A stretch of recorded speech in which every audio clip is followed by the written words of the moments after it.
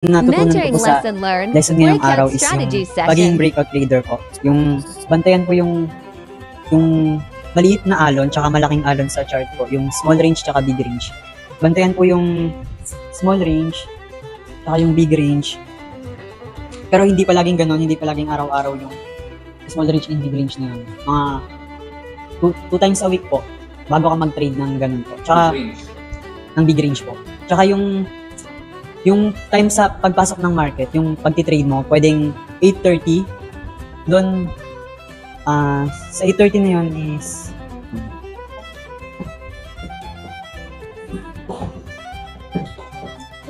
New York time po? Yun, New York time, sa 8:30.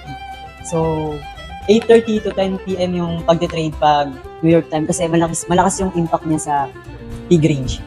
Tapos, pag mag-check ng news ng 8:30, tingnan yung red folder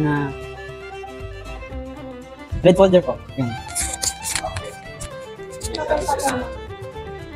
Yung na-takeaways ko po dito is yung when trading, gawa po tayo ng checklist.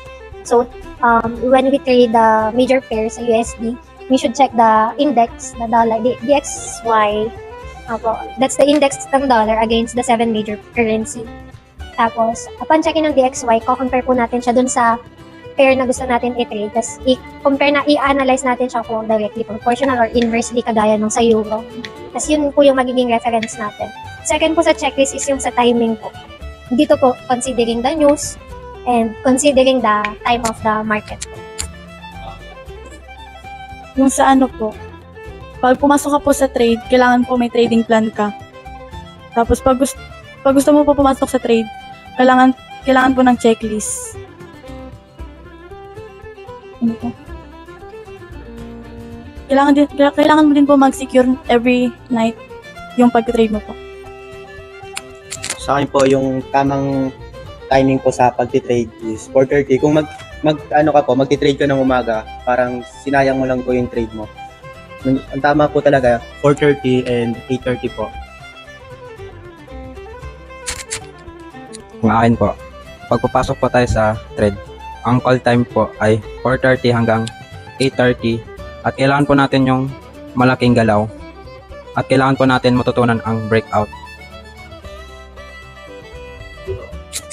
Yung sa akin po, kapag pumasok tayo sa pag-trade, may plano ka dapat, hindi pasok ka lang ng pasok. At tamang timing po ng pag-trade, 4:30 and 8:30.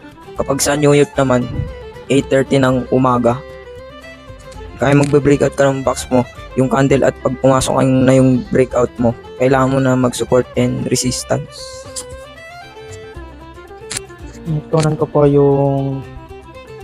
kung papasok po tayo sa isang trading, 4:30 po, maganda po yun sa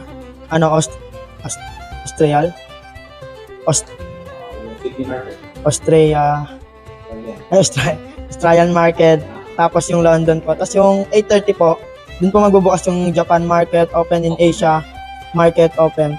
2:30, Rockford, Tokyo session, London session, and New York session. Pag nagising yung Amerika, ang laki ng galaw ng market. Pag 8:30, pagdating sa US, mas malaki yung galaw ng market pag nagising yung Amerika. Yung natutunan ko po yung sa bago po na strategy yung breakout trading po. Ang pag-breakout trading po, nag-trade po tayo dun sa mga malalaking waves, malalaking galaw po. Hindi po tayo nag-trade sa mga maliliit na nagko-consolidate lang. Tapos po, inaabangan po natin yung sa pagbubukas po ng mga market. Yung mga pinakamalaki po na galaw sa market is yung sa 4:30 and then 8:30 po. At yung sa value po, yung sa cloud po, kung lalampas po yung magkakavalue po ng malaki po, doon po yung maganda mag-trade. Di po dun sa, value. Volume. Ay, pasawad. Okay, very good. Sino na mag-trade? Trade.